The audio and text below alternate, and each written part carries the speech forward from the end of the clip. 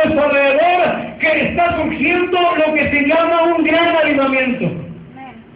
Y quiero decirle algo que la gente diga, pero ¿cuál avivamiento? Si hay avivamiento, mi hermano, hay un mover sobrenatural de avivamiento en nuestra ciudad y que puede tarde o temprano reventarse de una manera sorprendente. La Biblia lo dice como un ejemplo de lo que es avivamiento. Dice que en un momento los discípulos de Juan llegaron a Jesús y le preguntaron, oye, dice Juan, que si tú eres el Cristo o el Mesías, porque ha de venir. Y él le dijo, ¿sabes una cosa? Los enfermos son sanados. Amén, el que está en prisiones, liberado. Y es anunciado esta palabra a los pobres. Y sabe una cosa, ¿cómo vemos algo que me impacta de una manera sobrenatural? Que el Evangelio está llegando a todas partes de nuestra ciudad. Y eso es algo que marca diferencia, aunque no sean de Trigo Limpio o que no pertenezcan a una denominación en sí. Pero sabe una cosa, Cristo es predicado de una manera sorprendente. Lo vemos en las calles, lo vemos en la televisión, lo vemos en el radio, lo vemos en las combis. Amén. En las colonias, en los parques, en la cárcel, en el hospital. No hay ningún lugar que nosotros podamos respondernos si no hay alguien que nos hable de Jesús. Inclusive hasta las mismas maquiladoras, hasta en los taxis, hermanos. El Evangelio es predicado.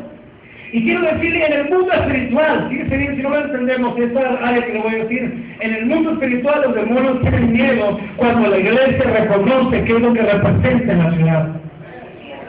Ellos lo saben, hermano. Ellos saben que cuando tú te levantas y dices, para mí el vivir es Cristo y el morir es ganancia, el mundo espiritual tiembla porque sabe lo que significa esa palabra. Los demonios entienden que el tiempo para ellos es muy corto el tiempo. Y están metiendo desánimos, y están metiendo luchas, y están metiendo pensamientos. Pero sabe una cosa, todos los poderes de Cristo que nos fortalecen. Si viene un pensamiento negativo para tratarnos de mover, es bien importante que nosotros usemos la palabra de Dios y combatamos ese pensamiento, porque entendemos que nuestra raíces es Jesús. Porque el Señor viene y dijo a Pedro, sobre esta roca edificaré mi iglesia y las puertas del diablo y las puertas del mismo infierno no le podrán hacer ningún daño. Y es increíble, puede haber gente de nosotros, ¿verdad? Gente que sirve al Señor, que por un momento pueden creer, pero sabe una cosa, cuando alguien cae, se levantan siete. Amén. ¿Por qué? Porque la iglesia es la iglesia de Jesús. Y aunque nosotros digamos, hoy vamos a ir a Trigo Limpio, pero en el mundo espiritual, el diablo tiembla cuando usted dice que va a ir a la iglesia. Porque sabe una cosa, va a escuchar palabra de Dios y el diablo no quiere que usted reciba la bendición de lo alto, porque cuando salga de este lugar, el diablo sabe que usted puede convertirse en una amenaza para él. Amén. Fíjese lo que dijo el Señor.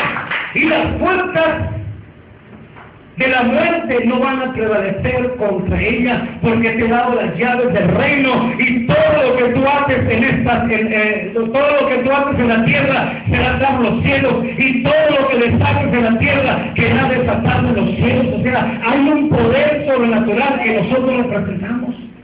Y aunque la iglesia estemos cabeceando algunas veces, o que algunas veces nuestros pensamientos estén ahí en la novela o en los frijoles, ¿sabes una cosa? Estás en el lugar correcto, estás en el lugar en el que el diablo le tiene miedo, mis hermanos.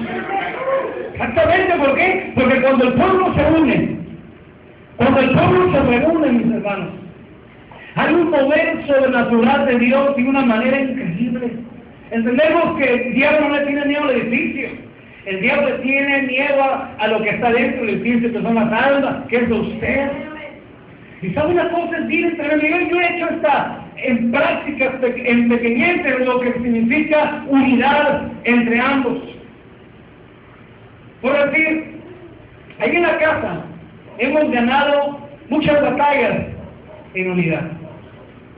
Simplemente hacemos la rueda de prensa, como he dicho algunas veces, y le hemos visto a la familia, ¿sabes qué? hay una necesidad bien tremenda, vamos a orar para que Dios haga algo. Y todos empezamos a clamar ahí, Señor, en el nombre de Jesús, te rogamos. Y sabe una cosa, cuando nos empezamos a unir y uno empieza a decir, sí, Señor, que así sea. Y otro dice, sí, Señor, haz el milagro. ¿Sabes una cosa? En el mundo espiritual estamos desatando la bendición de Dios a favor de la iglesia, a favor de los hermanos, a favor de la comunidad, a favor de la iglesia, a favor de una persona.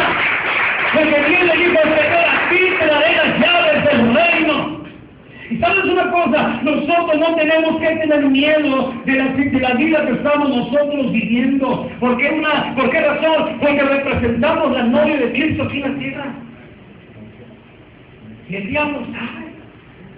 Yo algunas veces que me ha tocado, que no sé si a usted le ha pasado, ¿verdad? Pero cuando de repente uno ve ciertas cosas, ¿verdad? Ahí la televisión o de repente por ahí usted se da cuenta de que hay un mover sobrenatural de fuerzas demoníacas. Y dice, ¿cómo pudo doblar la cuchara? ¿O cómo pudo transportarse para qué lugar? Y como que recién te empieza la imaginación a decir, ¿cómo me gustaría tener ese tipo de poder? ¿Sabes que nosotros no necesitamos ese poder?